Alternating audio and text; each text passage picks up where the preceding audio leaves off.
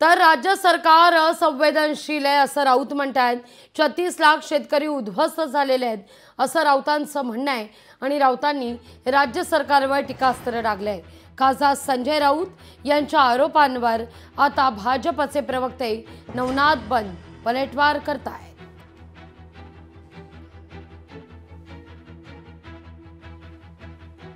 36 लाख शेतकरी उद्ध्वस्त झालेले आहे मराठवाड्यात। मुख्यमंत्री असतील, त्यांचे 2 उपमुख्यमंत्री असतील, त्यांनी पाहिलं काय, त्यांनी काय मदत आतापर्यंत पोहोचवली, महाराष्ट्र सरकारनं काय केलं आतापर्यंत, केंद्र सरकारनं काय केलं आतापर्यंत, हे शासन अत्यंत मुरदाड आहे, असंवेदनशील आहे, इतकंच मी सांगू शकतो। मतांच्या बाजाराचा मार्ग संजय राऊत यांनी सांगू नये। संजय राऊत हे गाढव नाक्याचं नेतृत्व करतात हे मी सातत्याने सांगतोय।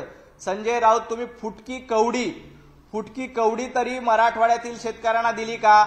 महायुतीच्या सर्व आमदारांनी, महायुतीच्या सर्व खासदारांनी त्यांचं 1 महिन्याचं मानधन मराठवाड्यातील शेतकऱ्यांसाठी दिलंय। आज उद्धव ठाकरे तुम्ही बांधावर जातायत, संजय राऊत तुम्ही बांधावर जातायत, तर तुम्ही फुटकी कवडी